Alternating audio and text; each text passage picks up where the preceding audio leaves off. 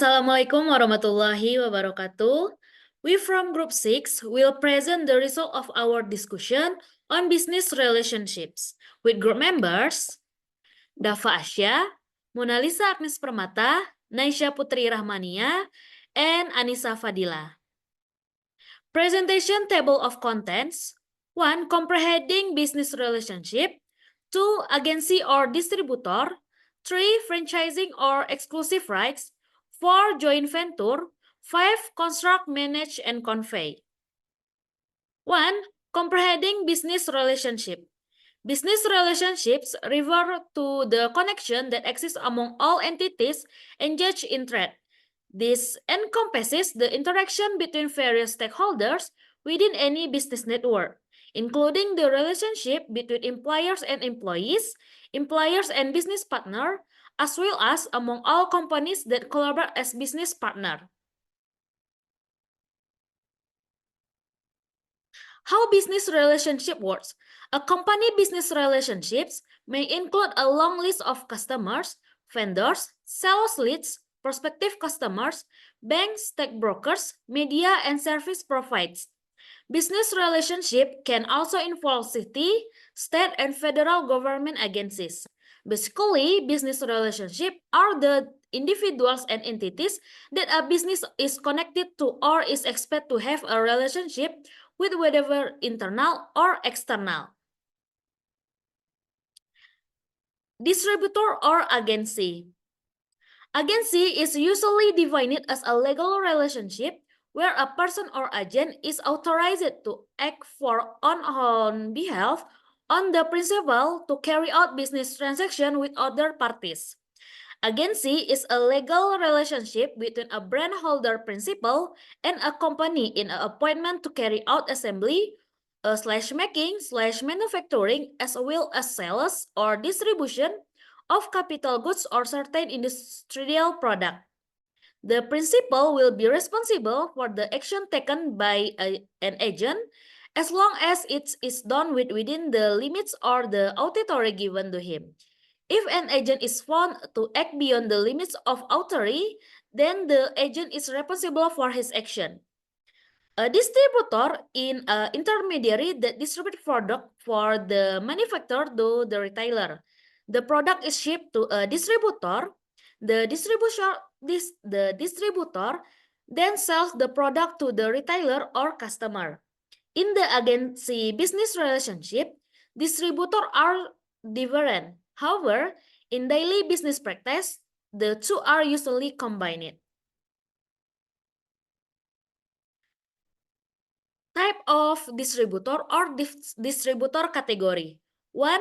Broker. Broker are marketing intermediaries who bring together producer and consumer to carry out contract or buying and selling transaction. The compensation obtained by a broker is in the form of cartain of provision in the form of wage. 2. Importer. Importers are trade that channel product from abroad into the country. 3. Commissioner.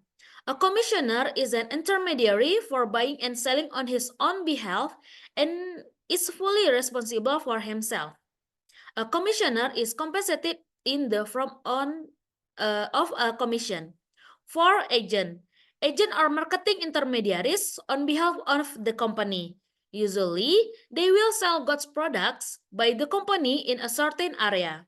The compensation received by agent isn't in the form of reduction in product price and actual of commission. 5. Retailer. Retailer are trades who buy a product and resell it directly to consumers. Unlike wholesalers, retailer buy a product in quantities. 6. Wholesale. A wholesaler is a trader who buys a product and then resell it to other traders. They usually buy product in relatively large quantities. Example distribution firms. 1. Good distribution corporation. Example of good distribution companies in Indonesia include PT Mayora, PT Indomarko, PT Indofood, and others. 2. Service Distribution Corporation. Example for service provider in Indonesia include PT BNI Tbk, PT Telekomunikasi Indonesia Tbk, PT Bank Sentral Asia Tbk, among others. Activity Regulation. Regulation of the Minister of Trade number 24 of 2021 regarding agreement for the distribution of goods by distributor or agent. 2. Regulation of the Minister of Trade number 66 of 2019. 3. Regulation of the Minister of Health of the Republic of Indonesia number 238/Menkes/9/1976 regarding Wholesale and medical device. Number 5, Decree of the Minister of Trade number 66/KP/3/1973 regarding sole agency for foreign products fertilizers. The next material will be read by Naisha Putri Rahmania. So Naisha Putri Rahmania, welcome. I will explain about franchising. A franchise is a marketing or distribution system for goods or services in which a parent company, franchisor, grants individuals or small to medium-sized enterprises franchise exclusive right to operate a specific business model in a designated manner for a definite duration within a specific location. Fundamental attribute of a franchise. 1. A written agreement contract must exist between the franchise and franchisee outlining the terms of the agreement between both parties. 2. Franchisor are required to offer training to franchisees and foster positive business relationship across various facets of the enterprise. 3. Franchises are permitted to operate utilizing the franchisor assets. 3. Franchises possess the authority to oversee their own enterprises. 4. Franchises remain fees or royalties to the franchisor in exchange for the rights granted and the continuous support offered by the franchisor. 6.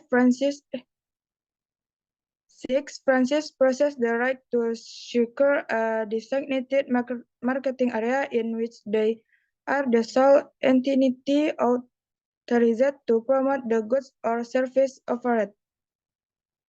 Next, advantage of franchise enterprises. 1. Renowned brand. Benefit from the popularity and recognition of established brands. 2. Established business model. Using a business model that has been proven to be successful and reliable. 3. Assistance and training. Get support and training from the franchise owner to help with running the business. 4. Financial advantage. Have access to economies of scale through collective purchasing and better negotiation. 5. Market analysis. Gain access to comprehensive market research that helps in identifying market opportunities and demand. 6. Promotional support. Get help with marketing and promotional strategies to expand the customer base. 7. Operational uniformity. Implement consistent and standardized operational process across all franchise locations. 8. Streamlined supply chain. Have access to an organized and reliable supply chain to ensure product availability. 9. Community engagement. Become part of franchise community network that can provide support and collaboration. 10. Expansion potential. Can take advantage of expansion opportunities in various locations and different markets for faster business growth. Next, disadvantage of franchise operation. 1. Substantial initial expenses. Requires a significant initial investment to purchase the franchise rights. 2. Royalty fees. Must pay royalties regularly to the franchisor beside of revenue. 3. Restricted creativity. Depends of the guidelines and policy set by the franchisor, which can limit creativity and innovation. 4. Reliance of the franchisor does not have full control over the business because it still depends of the decisions and direction of the franchise owner. 5. Internal rivalry may compete with other franchises owned by the same owner in the same area. 6. Geographic limitation, usually tied to operational areas specified by the franchisor. 7. Product and suppliers constraints, limit to product and suppliers specified by the franchisor.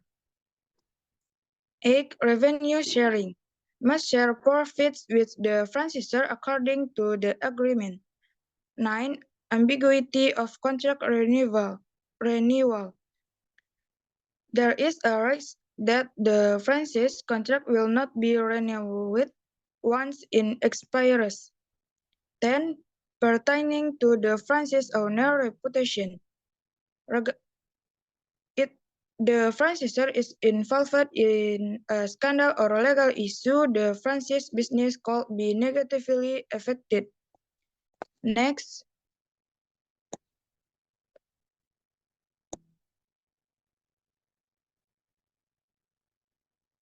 franchising example. 1. McDonald's Indonesia, fast food restaurant franchise.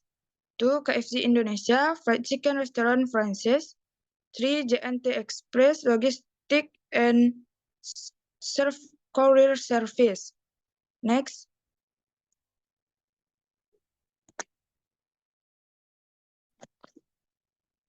activity regulation. Government Regulation number 35 of 2025 regarding franchising. 2. Regulation of the Minister of Trade number 71 of 2019 regarding the implementation of franchise.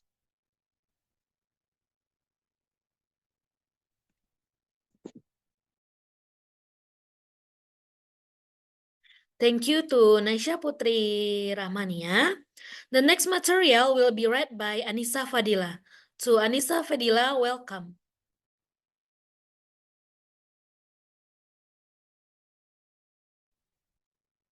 Okay, I will explain about joint venture. Joint venture is a form of business collaboration between two or more companies that agree to combine their resources in carrying out a particular project or business.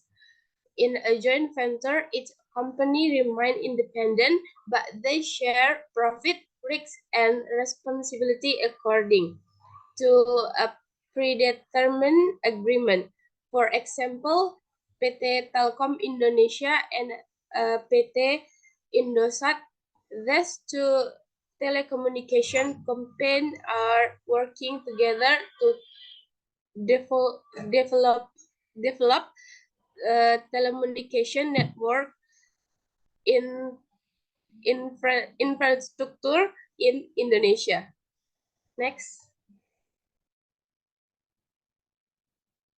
The primary objective of establishing a joint venture, the first, distributing risks and profit. Sharing risks, a company can reduce the risks they have to bear themselves by sharing risks with their business partner. The second, consolidate resource and skill. Can combine their respective resource, technology, and expanding to create a competitive advantage. The third, cost reduction.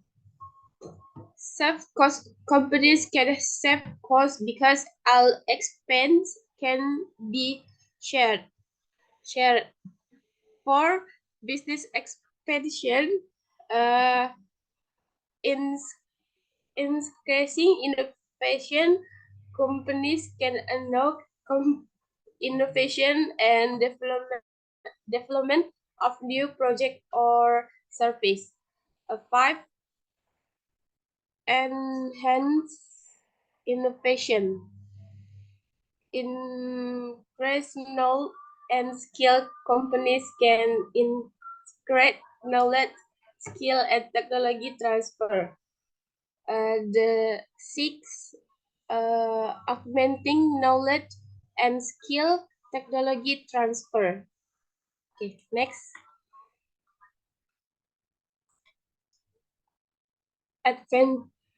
Advantage of joint venture. First,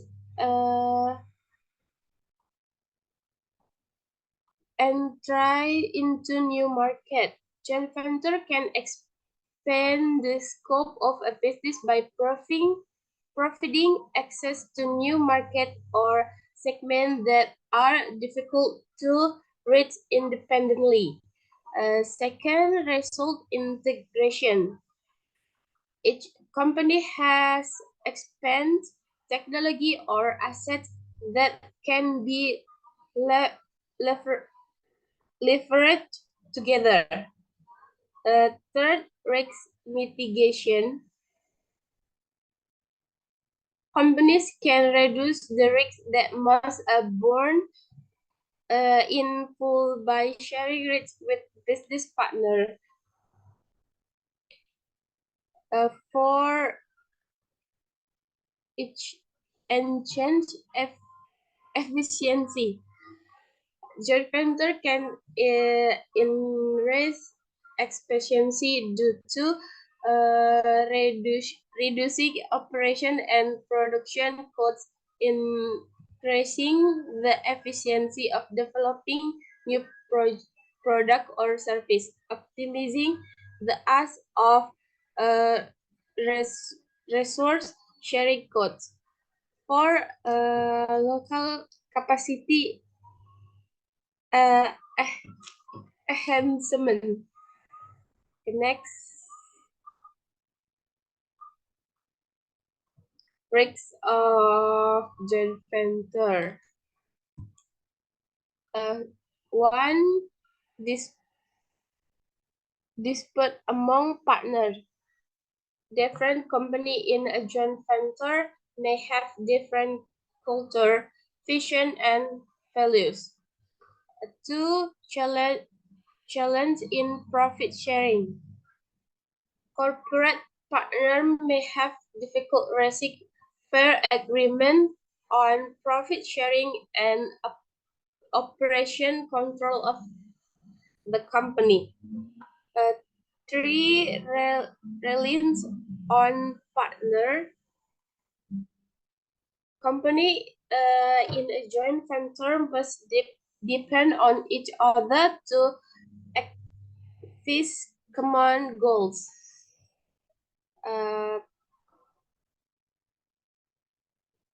Four, challenge in changing partners. company in a joint venture must depend on each replacing partner in a joint venture can be a challenge. 5. Deteriorating relations among shareholders. Next.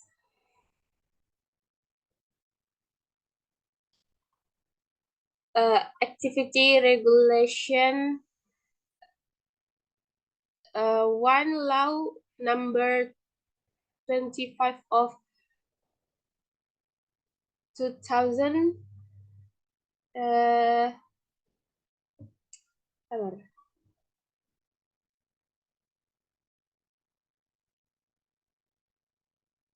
2007 on investment to government regulation number 27 of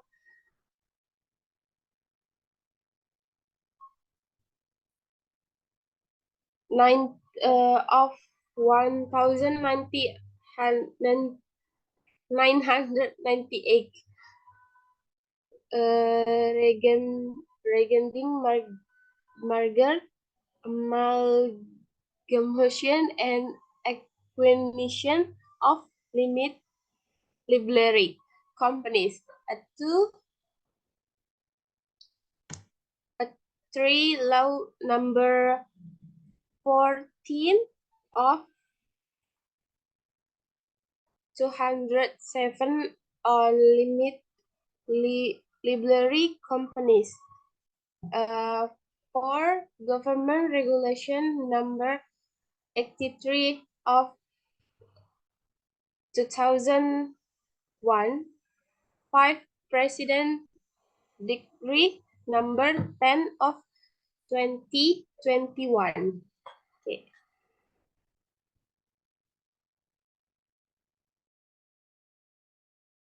Thank you to Anissa Fadila. To the next material will be read by Dava Asya. To Dava Asya, welcome.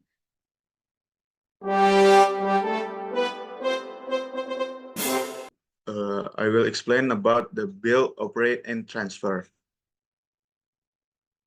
A BOT agreement is a cooperative arrangement established between the land right holder and the investor, wherein the land right holder permits the investor to construct a building during the Build, Operate, Transfer period. Upon the conclusion of this period, ownership of this building is transferred back to the land right holder. Next one.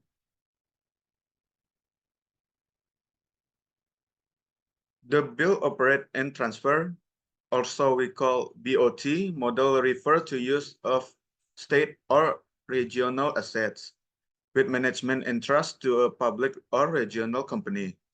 This arrangement involves another party constructing building and or additional facility along with their amenities on the design land. Next one. Who is the subject of the taxation matters in BOT? There's a two subject.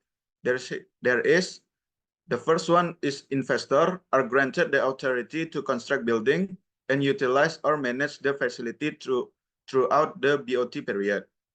And the second one is the like grant holder who granted the right to investor. Next. To implement this form of Build, Operate, and Transfer, three agreements must be established initially. The phase in the Building, Operate, and Transfer agreement are: the first one is stage of advancement. The initial party convey its land to another party for development purposes. The second one is operational phase, function for securing reimbursement of construction expense within a specified time frame. And the last one is transfer phase. The second party transfer ownership of the commercial building of the land to the landowner. Next one.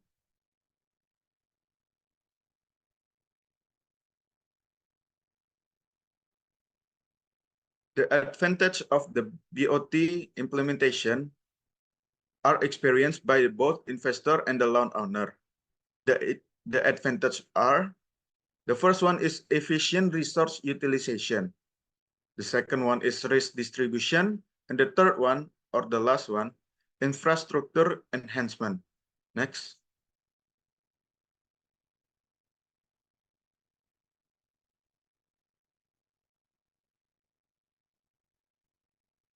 There are numerous risks associated with establishing a business relationship that entails the transfer of building. Specifically, the first one is reliance on investor. Landowner becomes significantly reliant on the investor capability and the dedication to fulfill the project in accordance with the agreement. The second one is financial risk. Should the project divide from the established plan, both landowner and the investor may incur substantial financial losses. And the third one is quality of development. There exists a risk that the construction quality may not meet the anticipated standard, potentially leading to issues in the future. Next one. And the next one is activity regulation. There's some rules that divide the BOT, and the first one is Law Number 23 of 2014 regarding regional government, and the second one is Government Regulation Number 27 of 2014 regarding the management of state regional property. And that's for the BOT. I give back to the moderator.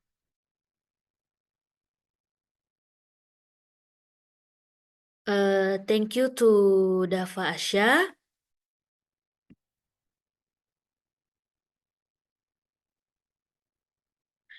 That's all the presentation from our group. If there is any mistake, we apologize. Wassalamualaikum warahmatullahi wabarakatuh.